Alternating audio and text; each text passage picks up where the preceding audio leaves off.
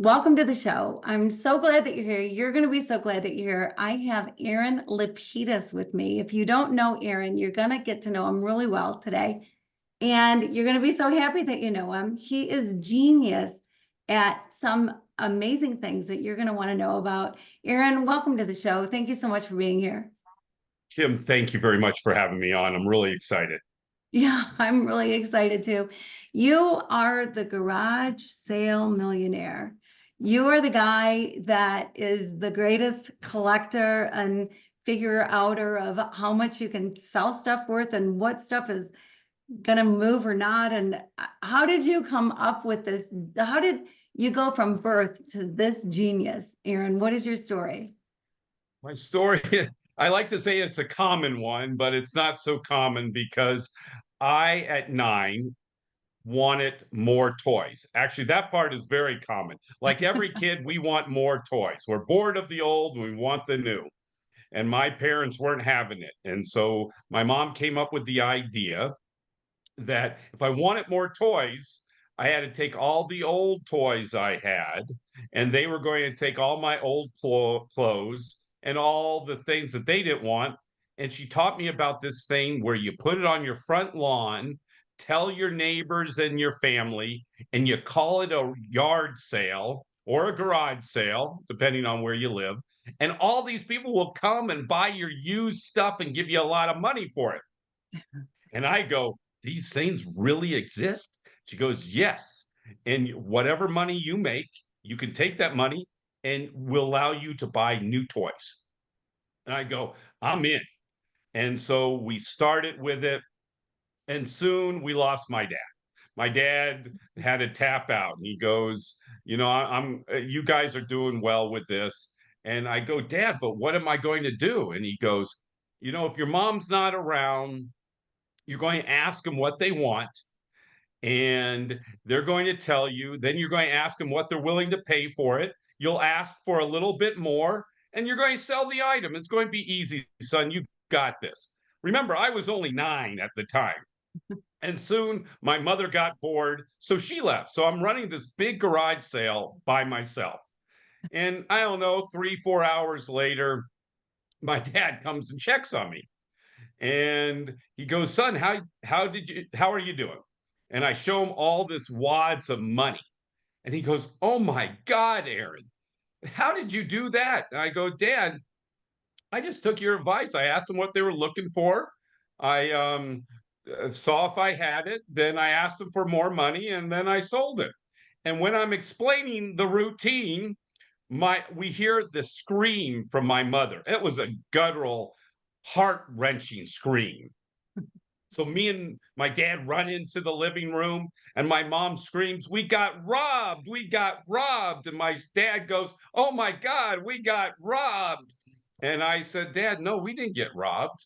And he goes, what do you mean we didn't get robbed? All our furniture is gone. And he goes, no, Dad, we didn't get robbed. I sold it just like you taught me to. Let's just say that garage sale cost my parents $2,000 or $3,000. And my father, if there was going to ever be a divorce in my family, it was going to happen on that day. And that was the start of the Garage Sale Millionaire. The next year they didn't leave my side, and I got really good. By 13, I was going to other people's garage sales. I was going on little newspaper ads and buying people's stuff. And my claim to fame is when I was in my early 20s, I was a millionaire. Wow. Wow. Okay. Aaron. I can't believe you sold the furniture, but I can because it's worth some money. So Yep. you They got to have asked for it. money for toys.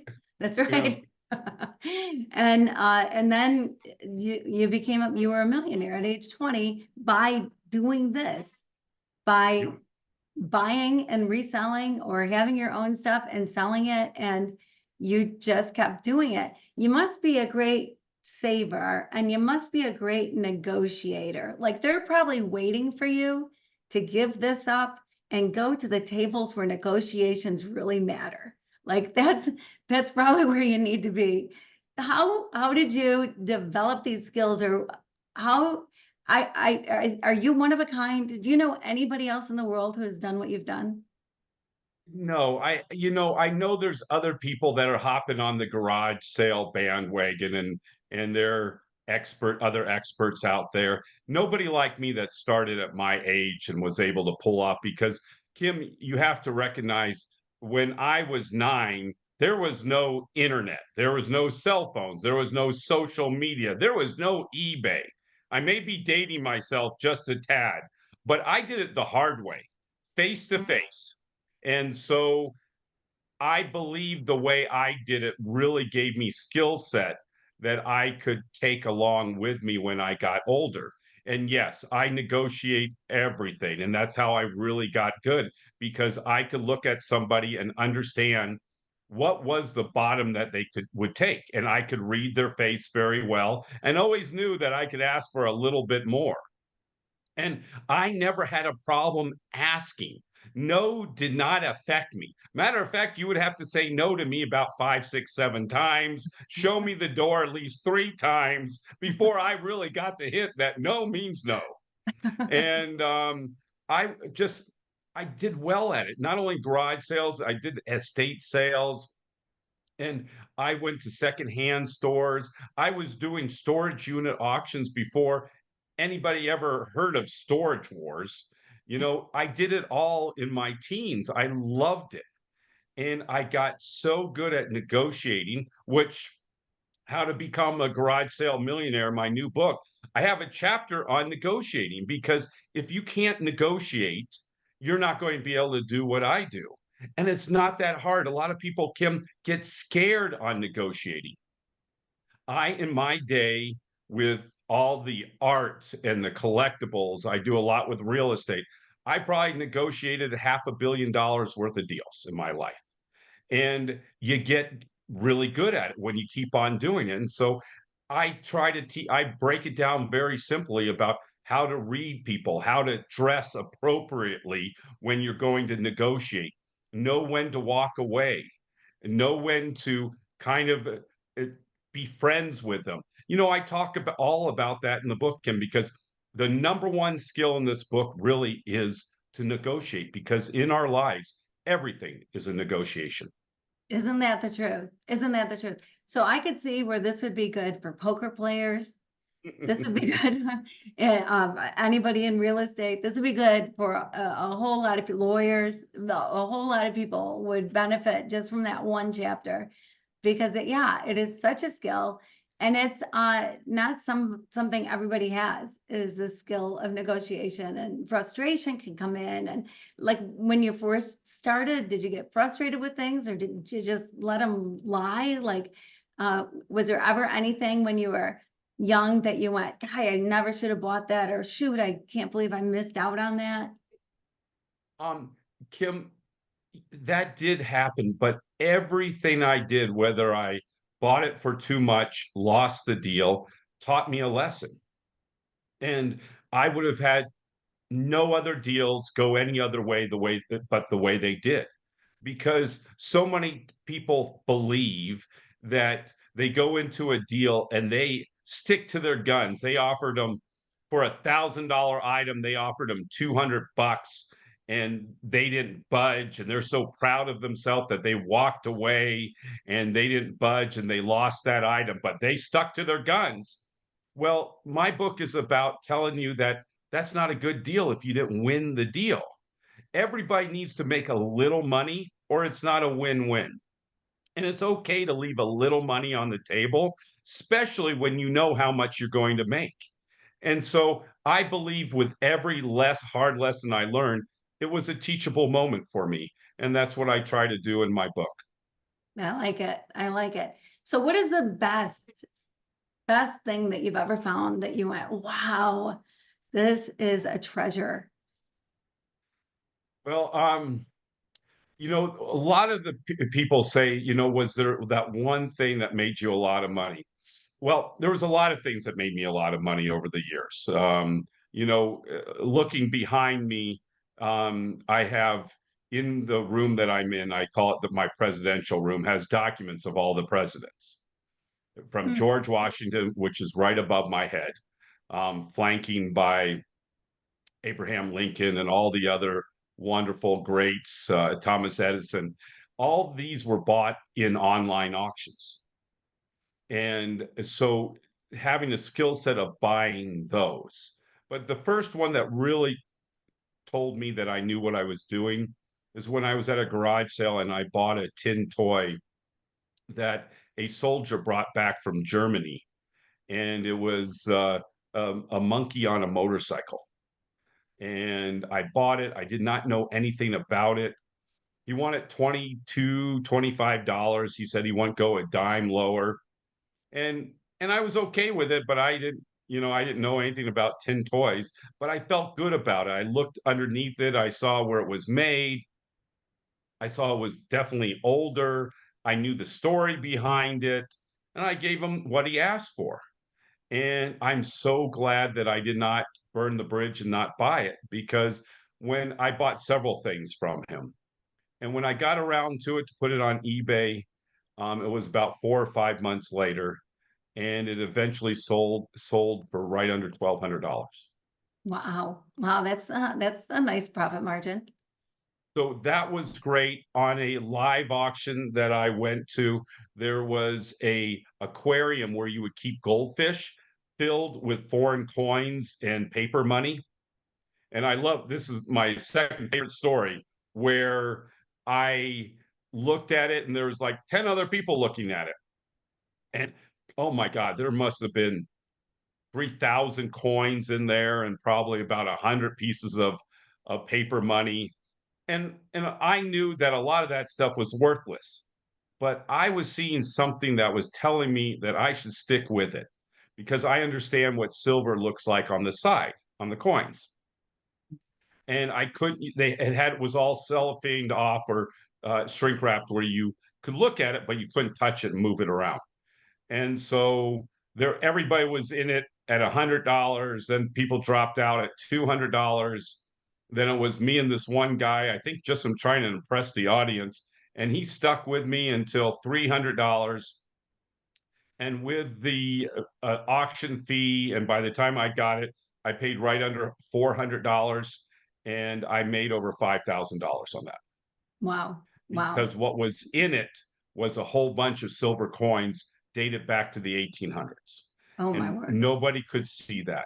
But since there was, I would have to say, almost 20 pounds of coins, it was one of my favorite things, because it was truly like a treasure hunt. And I went to my car and I'm going through all these coins. I hadn't even left the parking lot of the auction house, and I was just over the roof with how happy I was. Oh, that's so cool. That's so cool. What about the opposite end? Um, I have bought some storage unit auctions, so just know, Kim, that show Storage Wars is not real. And for them, when you think you're going to find a safe deposit chest with gold bars in it, or a gun safe with old Colt pistols from the Civil War, that's not real. That does happen. One out of 500 storage auctions, you'll find something that's really worth a lot. But a lot of times you're guessing. You're trying to take educated guess. And there was been times that I bought some storage units that I broke even, but I worked my butt off Mm. clearing it out. And I thought I saw something that I wanted to take a gamble, and the gamble went south. But there's been other times I bought storage units that I found diamond earrings in it, Mm. an expensive bike that I could only see the front wheel. And I've won more than I've lost, but you got to go with your gut. But I'm not that guy that says I've won every one, because I haven't. Nobody has. We take some losses. I still take losses, but I take the risk for the overall gain. Yeah, well, in business, if you're going to be in business for yourself, you're going to have some ups and downs. You're going to have some deals that are better than others. It's just the way it is. And life in general, that's just the way it works. I don't know of anybody who everything turns to gold, right? And so it's just the way it is. And so rolling with it, Were you always did you always have this demeanor where it was just easy to roll with the downs? Absolutely. I've never beat myself up. There's been the only time, Kim, that I have beat myself up is when I didn't close the deal and I got greedy. Mm. And I did not think it all the way through. I didn't put a max bid and I walked away because I felt, I was happy where I was, and somebody in the last couple seconds got the deal from me. That's the only times I really beat myself up. And I beat myself up for that day and I learned from it, I move on. But there's going to be a reason why you didn't get it, and you'll learn from it. You'll study that item a little bit better after the fact to make sure you should have got it or you should have lost it, just so if it ever comes again, you'll know about it. So every time, I truly believe it's a teaching moment whether I win it or not. Yeah, the great attitude. Great attitude. So I imagine that attitude carries over in life. I believe so. It's a life, with what I do and with my when you have a family and you have a young child, especially a teenager, you got to kind of have to run with it. A lot of curveballs are thrown at you, and it's the way you handle it and the way you look at it is the way it's going to be caught. And sometimes, if you don't see it coming, you're going to miss it and you're going to get hurt. But life is that curveball constantly. And I believe that being in my 50s, I'm a lot luckier than most because I believed truly that there's a lot of people throw away things. A lot of people are about throwing away and trash, and that kind of whole theory goes to people where we throw away people and things and moments. I've learned a lot about buying and selling and treasuring everything and everyone. And I know it's kind of a deep picture, but it goes about how this world is about expendable. Everything's expendable. Everything's able to be thrown away and bought new. Well, there's a time now where things, the used and the old, are now collectible and fun to have. And that's the way people should look at everything. Yeah, yeah, it is interesting. I go to an antique store, and the dishes that I registered for when I got married are now for sale at an antique store. And I'm not quite sure how I feel about that because I don't feel like I'm old enough that they are antiques, but apparently, hopefully that doesn't make me an antique. I don't know how it works, but it's interesting to see. And what an interesting perspective, Aaron. I think it's so true. We're way too quick to throw people away, and we're way too quick to discard people. And I, with the world the way it is, and people being disjointed and lack of harmony in places, I just have a hard time seeing a need for that. Like, we should just all get along. I mean, I think it's okay for other people to have whatever opinion they want. They're allowed to. And I don't know about you. I want to ask you about this. Have you ever been in a conversation with somebody who maybe it becomes a confrontation, maybe it stays a conversation where you have an opposing view and they change their mind? Oh, yes. Really? Yes. Okay. Well, I haven't, so I want to hear your secret to this. I try to give all the sides to make it look like I'm thinking on the other side of the fence. And I try to give my view, but in a softer approach. And I have had people, it is actually back to negotiating. I've had people that are dead set to not believe what I had to say, but I will always start, I see your side, but let me tell you about my side and see if you see what I'm seeing. And there are times that people are not open to see other people's side until it's explained with kindness and openness and at a different angle. And I believe, if your side is right, and not every time I'm talking, I'm right, but if you're right and you explain it well, I think there's a lot of people that are open-minded and will at least listen. And if they now see your way of viewing the situation, they will come over to your side. Well, and I would imagine then the opposite maybe is true, where somebody has explained their side and maybe has changed what you've thought about things a little. Oh, 100%. I was always quick, Kim, to respond to people. And then I would make the wrong choice because I did not want to ponder on the question or the statement. Now I truly believe, and maybe this comes with age, little wisdom. Now, if it's some deep thought or statement, I will say, I don't know the answer, but give me some time to think about it.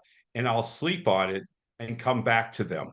And I love that I do that now because there are times that my first thing is to say no or say that's not true or I don't believe in that. But when I say, please, I need to think about that, and I come back to it the next day, there are a lot of times that I give a different opinion because I slept on it and I saw their side. Ah, what a wise thing to do. I think I'm going to start saying Aaron for president. Because I thought I love that attitude. It's like we should have a third party called the Common Sense Party, right? Oh, I believe about that.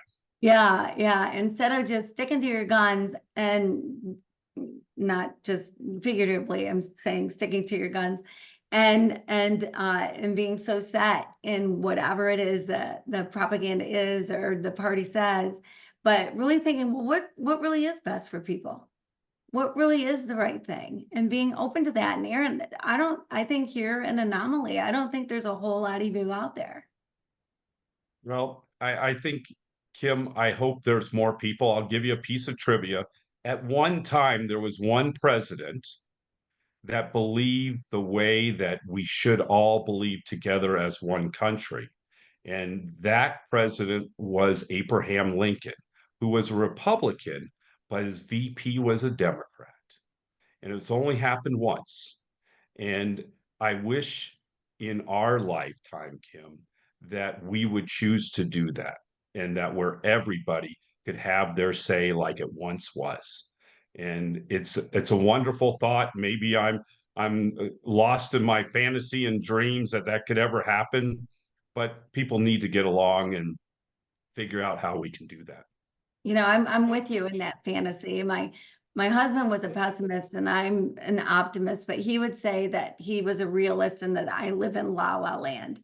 And I got to say, I like it in La La Land. I'm I okay do here. too.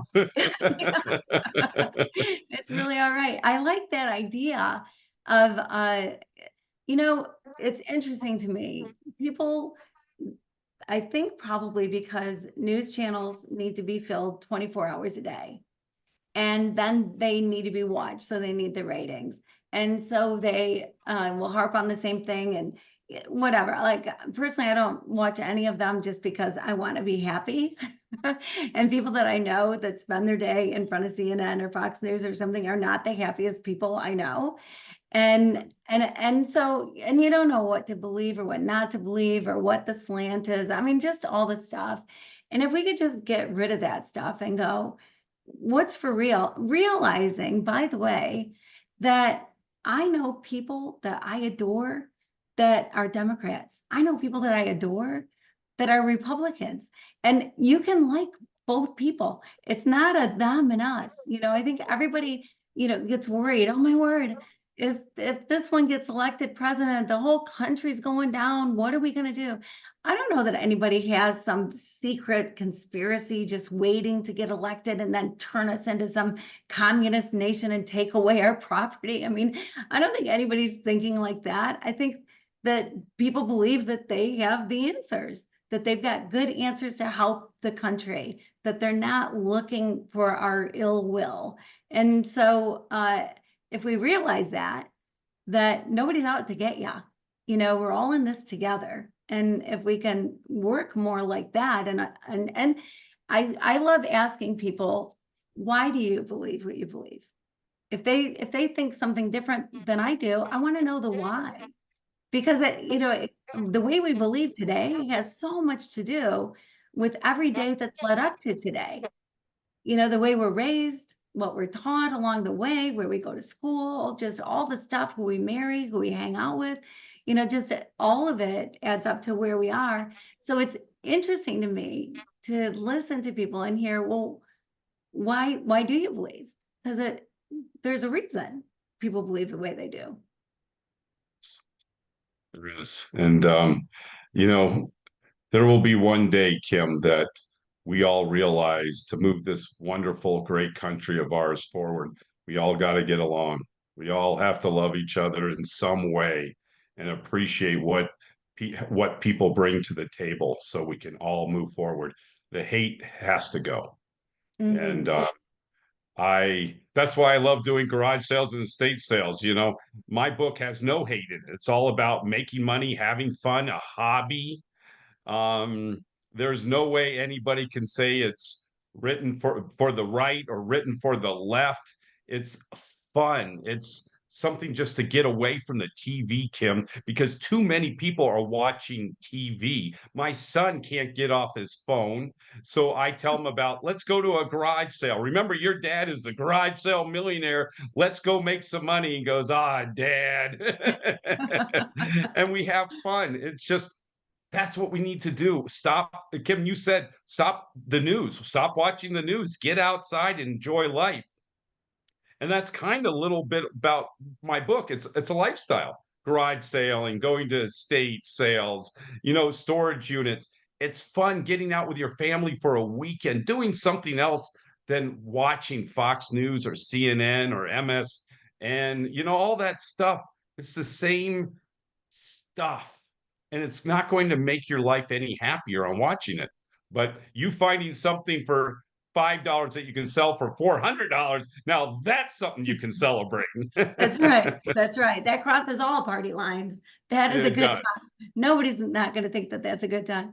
And what a great thing to do as a family. I love that you take your son and you go out, because for a lot of reasons, you're actually leaving the house and you're breathing air outside of the house, right? That's a thing that not everybody's doing. You know, it can be easy to just stay home, especially after the pandemic. It can be easy to just kind of hunker down and stay home. But you're going out, doing something with your son, meeting new people. Like, I'm sure you've met wonderful, incredible, very interesting people, all kinds of people throughout the years. And what's better than that? Meeting other people and being together and doing something together. What a great thing to do together. You can't beat it. And believe me, the reason why my son loves it, because he always finds something that I buy for him. So, and you know, I teach him about money, I teach him how to negotiate. And so it's a true learning lesson going to garage sales.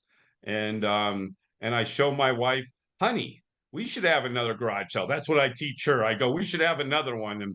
And the answer is not always yes. I will tell you that much, Kim. My wife has had probably, I don't know, 50 garage sales with me. So she's a little tapped out on garage sales, but I still think, Kim, I have one or two more under my belt.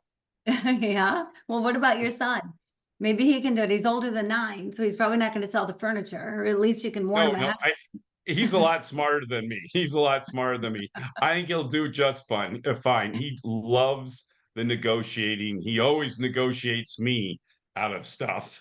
So I think I created a monster. Yeah, that or a politician, a lawyer, you know, who knows what you created, but a good politician if he's going to be a politician. Yes, he's a Yeah, good yeah. kid. Yeah, well, that's good. That's so cool. Yeah, you know, it's so interesting, Aaron. Like, who would have thought that at 9 years old, you start this thing and it turns into something so much more? And you know, I just think it's wonderful when you're 9 years old, you still have an imagination and the world hasn't torn you down, right? Like you get a little bit older and it can be so easy to take in words that people say about you that are not true, that you should just deflect, but you probably don't have the maturity to deflect or whatever. And they're words that can stay with you forever. Like I went to this, I thought was huge high school. It was not huge, but way bigger than my private middle school, this public high school. And basketball season was the first season, and I'm on the team, and you had to wear a dress to school. So that kind of ages me. I don't think they're wearing dresses to school so much anymore.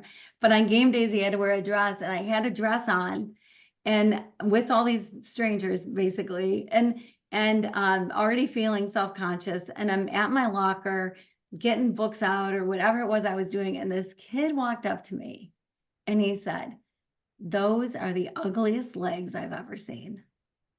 And I went, "Oh, you gotta be kidding me." That kid ended up a year later, he was my brother's best friend. And I never had a great deal of respect for him, I gotta say, unfortunately.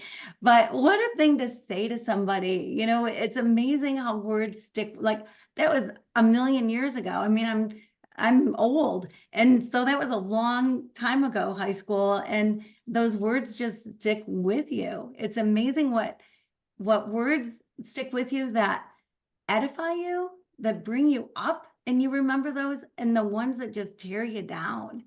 And I don't have, in your experience in negotiating and meeting, who knows how many thousands and thousands of people you've dealt with over the years, how do you deal with angry people or hurtful words or people that are just trying to take you down? I mean, there are just some things that happen sometimes. Or how did you deal with it with your son for him to know to keep that 9-year-old imagination going and don't let people steal it away from you?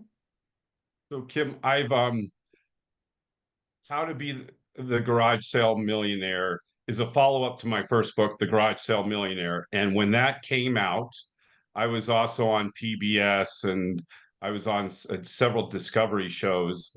So I had a lot of feedback that you could do online. And I Mm, took a lot of hits. I took a lot of hits. Everybody thinks they can do it better, faster, quicker.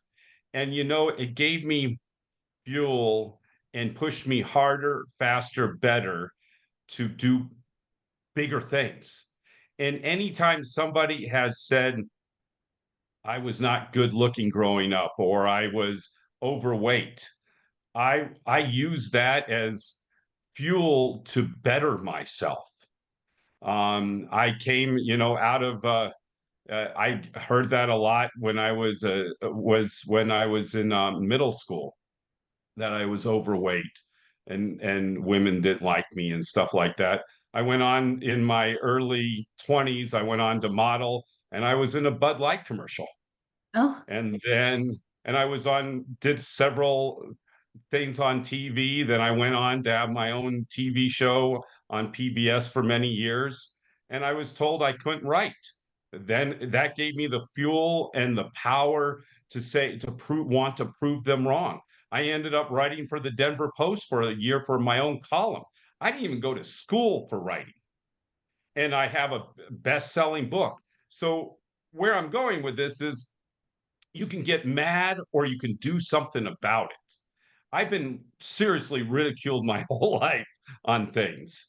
And you can either listen to the critics or prove the critics wrong. mm. And, it only takes one person to start a standing ovation.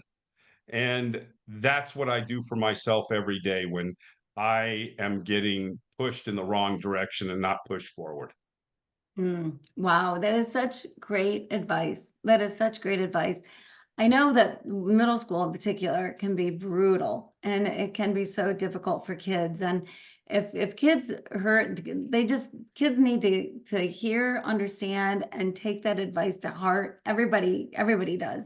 But especially when you're in those years where it's hard to maybe have the maturity to go, fine, I'll just prove you wrong.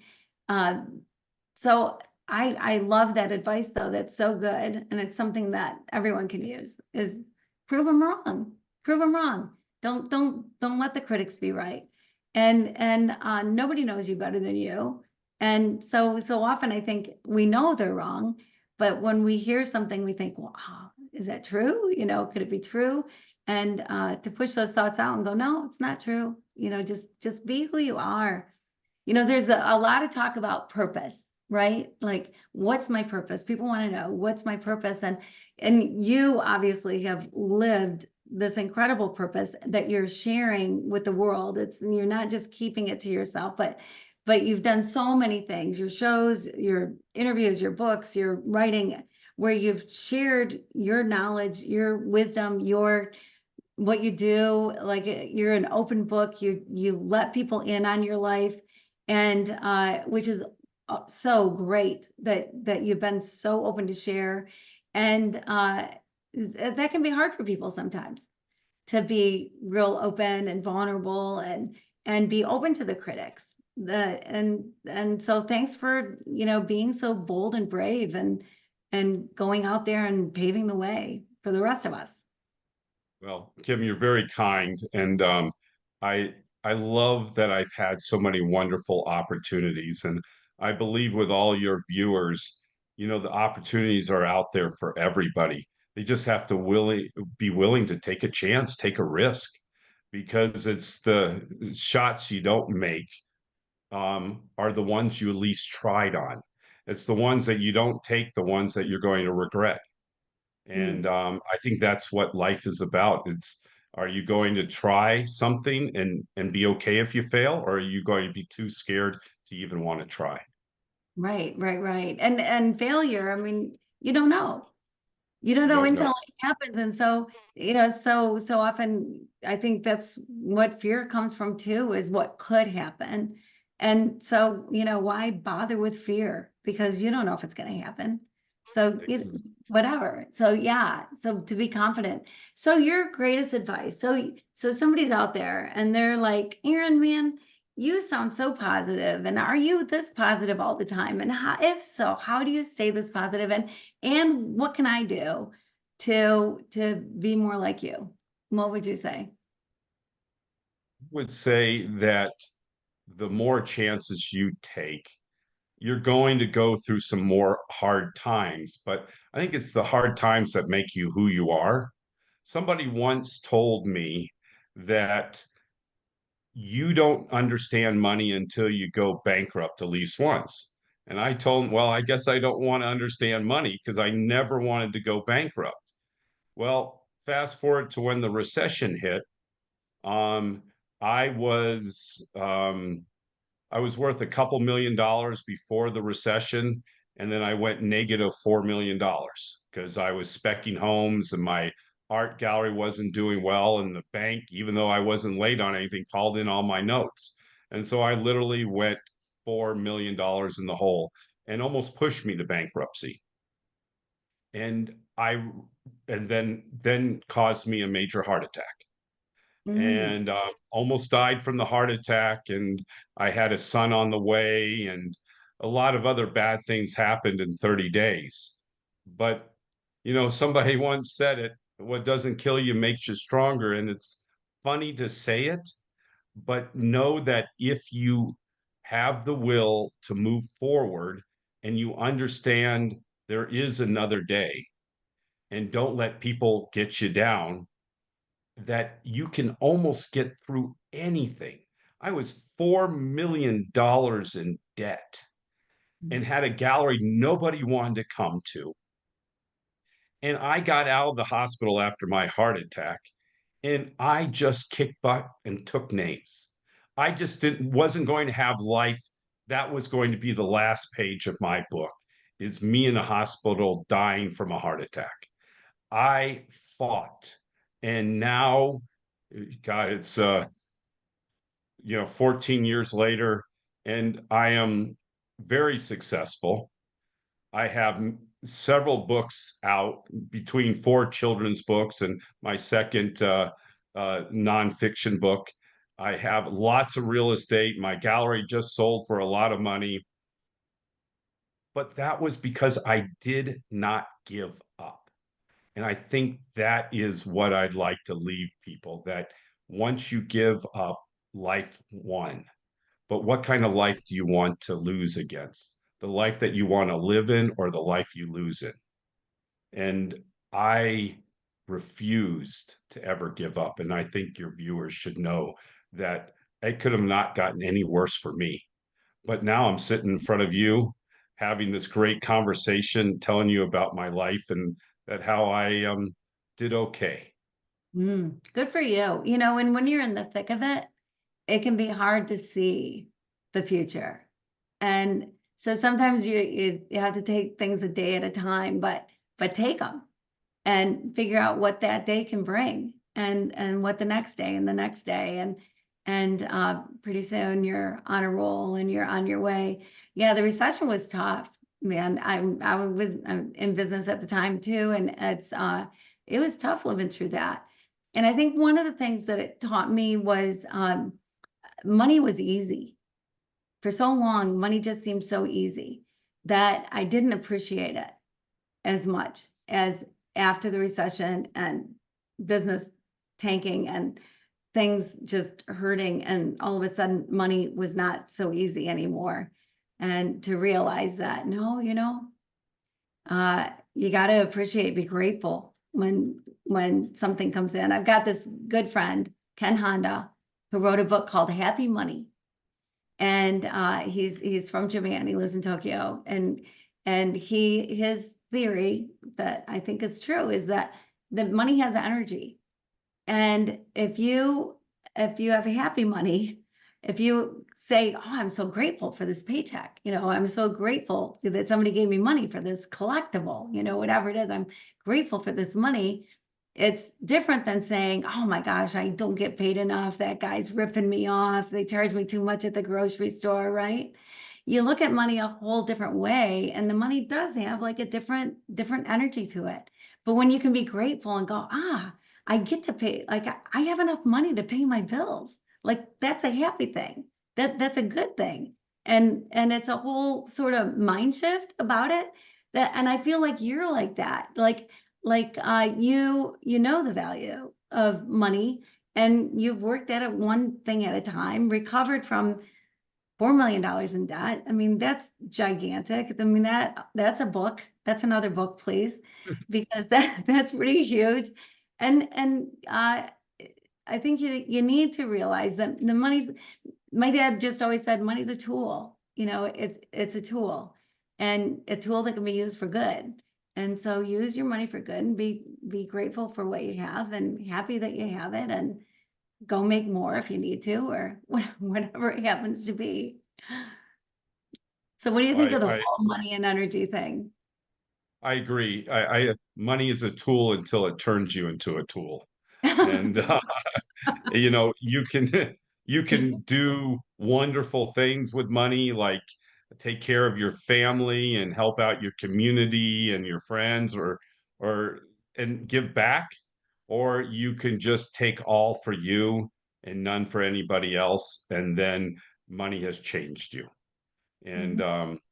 I think I was very lucky early on. I had a group of people around me that taught me how to be a giver and work for with the community and help and be kind. And it between my father and what I learned through good friends, it changed me. It changed my whole course of my life, because by giving back, when I owned the art gallery, people recognized my name and my store's name, and I liked to give, and it was helpful, and it warmed my soul. And I think not enough young people know that giving and caring and helping, being charitable, will do more things for you than you could ever imagine. With the whatever you give, you get a lot more back than goes out, and I hope our young people start to recognize that. Oh my word, that's so true. And it's so interesting that life happens that way. But it's like you can't outgive. Like I believe in God, and I always feel like I can't outgive God. Like I can't. Like I run a humanitarian organization. I go to some of the poorest places in the world, and I used to have this attitude: I'm going to help. I'm going to help. Whatever they need, I'm going to go help, and I'm going to give and pour into them, and I'm going to give. But it's what I get is 100% of the time so much more than I can possibly give. And it just is true that life sometimes is backward thinking. And you think you're doing one thing, and the way things just come back to you, and love is that way. I spent this year figuring out the true meaning of love, and love is that way. You don't give love to get love, but love is special in that it comes back to you. And even though you're not doing it to get it, it comes back your way, especially when you're kind and nice and you really love and love sincerely. And so I can feel that from you. You just kind of exude it. And I appreciate that about you. And so what would you say, like, somebody's out there, they're listening, they're going, my kid, man, he hasn't had a job and he could do this. I think he could do this. What would be step number one to doing something like what you do? So if they don't have a job, that means they probably don't have a lot of extra money. I would advise them to find things in their house with their obviously parents or family members' permission to sell and to have their own garage sale. And if it's worth more than $50, maybe put it on eBay and create kind of a bankroll and use that to start out to go on eBay or other garage sales. Facebook Marketplace. People don't understand. They think they're going to make money off of it. They're going to make money if they're buying other people's stuff, because people do not get top dollar on Facebook Marketplace or Nextdoor Marketplace. They get pennies on the dollar. But if you know where to sell those items, that's where you can make a lot of money. Also on Craigslist. So get all your junk, put it on the front of your house or put it on eBay, or and just try to get some money together and then just keep recycling it, buy, sell, and build it up. Because once you do that, then you can start to go to online auctions. You can go to secondhand stores where there is so much, like Goodwill stores. People are putting stuff in Goodwill stores every day. There are things that are valuable if you just take the time, learn about eBay, learn how what you sell on your front lawn, learn where it goes on Craigslist or eBay, and then you keep on redoing, buy, sell, repeat. They'll do just fine for themselves. That's great advice. So not Facebook Marketplace, not the place to go, but Craigslist is Not the good. place to sell. Yeah. Not because Facebook Marketplace, people stuff will sit there for a long time, and then you may have it for 500 bucks and it'll end up selling for $75. It is not the place to make big money. That's why I say if you can ship it, you put it on eBay.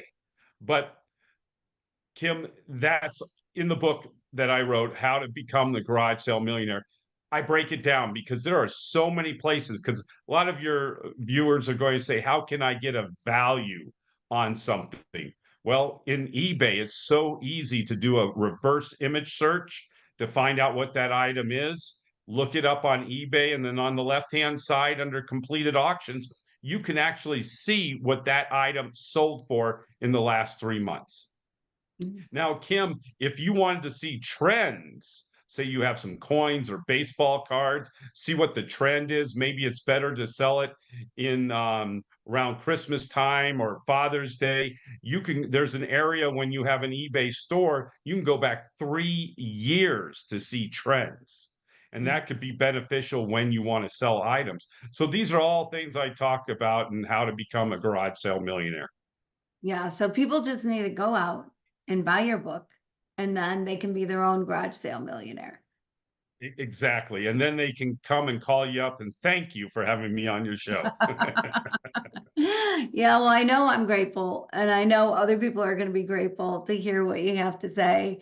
So, so much of what you're saying spills over into every area of life. That I feel like the lessons you learned from the things that you've done have had a hand on everything else in your life, relationships, and how you talk to people, and what kind of a friend you are, what kind of a dad you are, and whatever. And I like that. Like that's amazing that you've taken it farther than a lot of people take it. It's not just buying and selling, but it's people are involved in the buying and selling.